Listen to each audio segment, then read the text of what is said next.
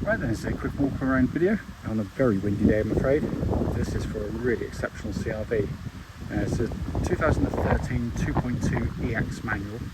It's covered just 33,000 miles from new. It's had one owner. It is in absolutely beautiful condition. Shame it's windy because it's let's chat about this one. But anyway, front of the car, lights and lenses clear, intact. There's no cracks or condensation. Bumper very clean. Bonnet, I hardly see a central anywhere on there at all. But 11-year-old car, regardless of mileage, remarkable. Near side, absolutely pristine down the flanks there. Near side front alloy, you can't see a mark on it. So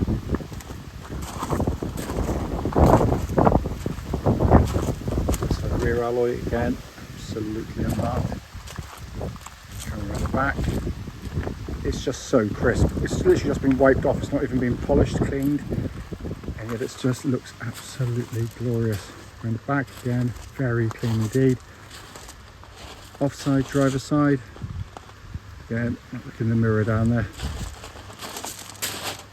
Offside rear alloy, beautiful.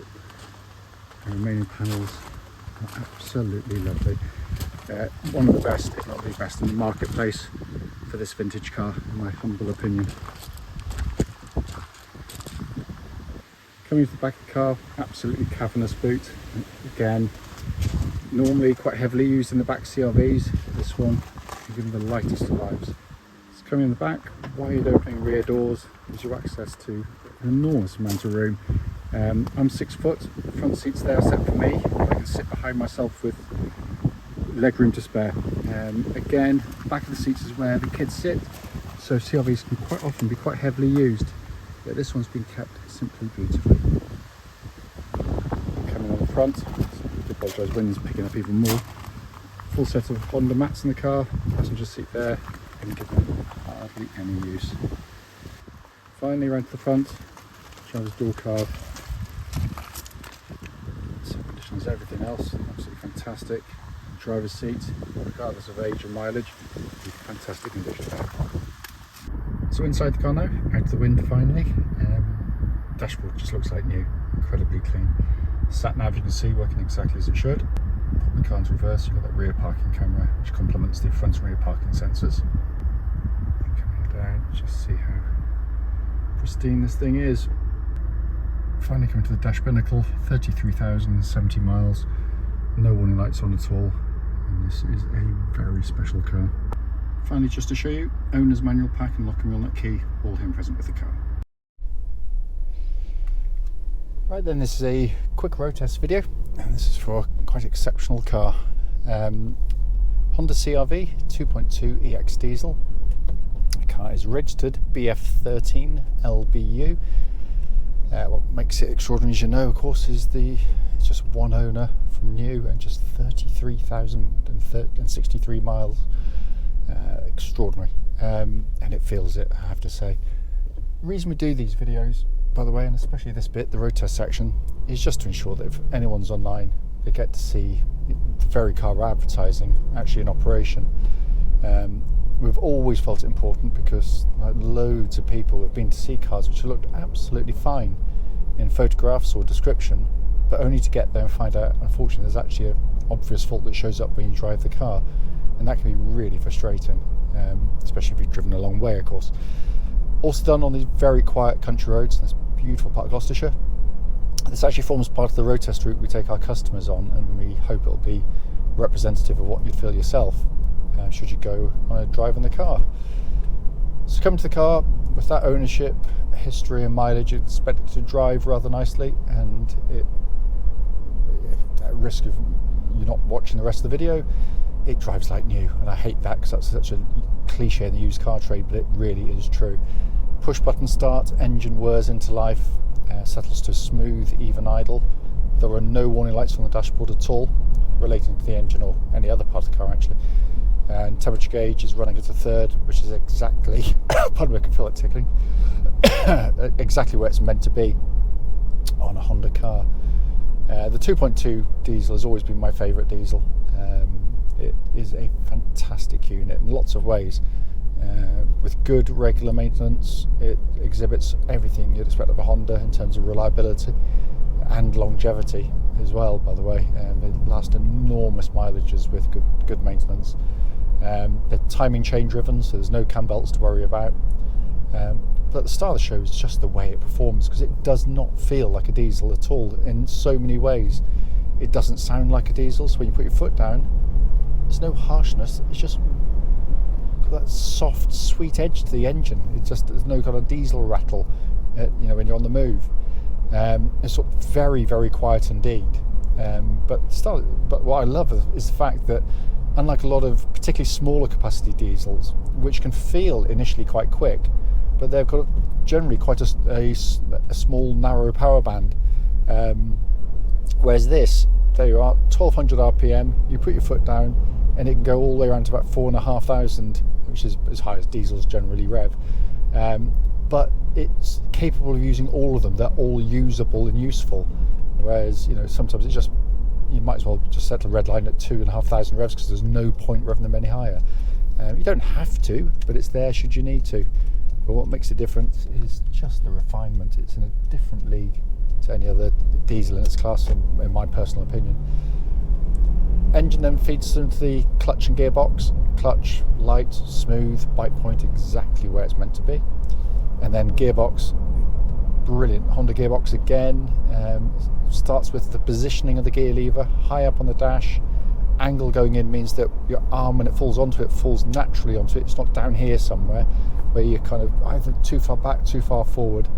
Your hand just slots going in between the gears, just for fun, with a slick, short, crisp action to them, but a meaty quality to it as well.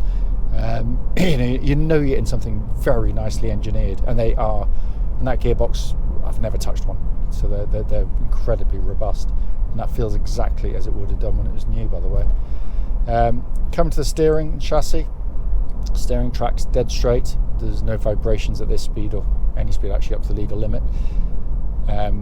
Steering's really nicely done. It's nicely weighted, it's precise, it's accurate. It works beautifully with the chassis, the interaction between the two. Because what a lot of the motoring press, which I have a sort of pet hate for, miss with this car is they quite often will say, a car that's like this or others, they're quite dull to drive.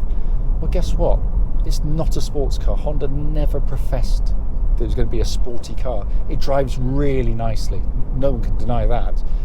The genius of the car, and I genuinely mean this is as accomplished an SUV as an S2000 is a sports car. But they're trying to do two entirely different things. You don't buy an S2000 for ride comfort, although it actually drives quite nicely. You drive for precision handling.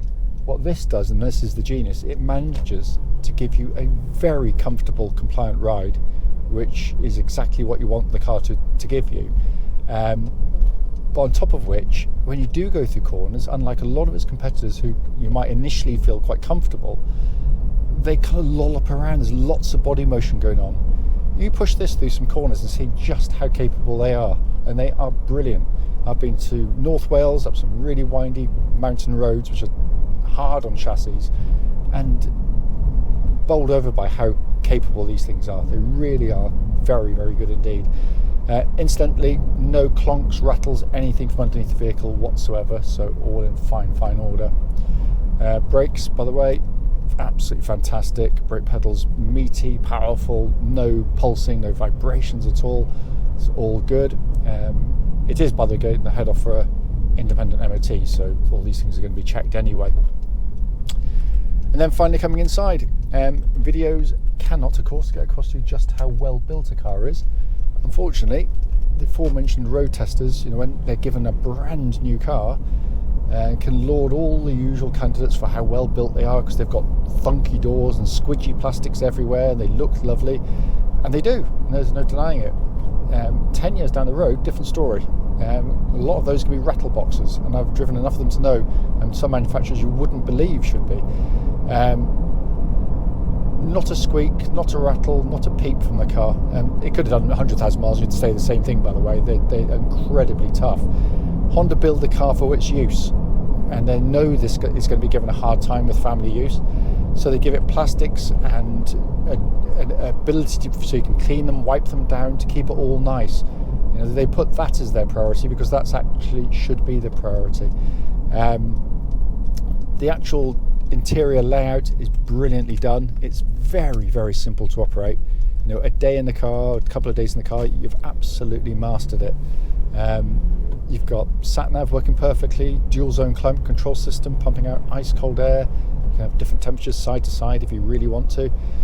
If you twist anything, press anything, you're met with that lovely high quality damped action of all the switchgear in the car. And then your dash binnacle in front, simple, legible, white on black dials, exactly as it should be. It's really nicely done. These are brilliant vehicles.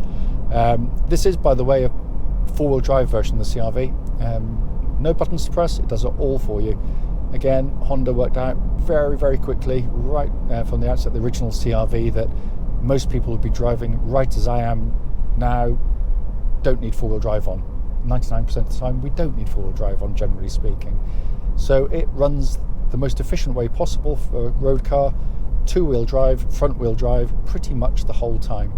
Should it need to go into four-wheel drive, it will do so far more quickly and react more quickly than you could ever do yourself via the traction control system. If the front wheels start to lose grip, automatically brings in the rear wheels seamlessly to give you four-wheel drive and disengages it as soon as it's no longer required.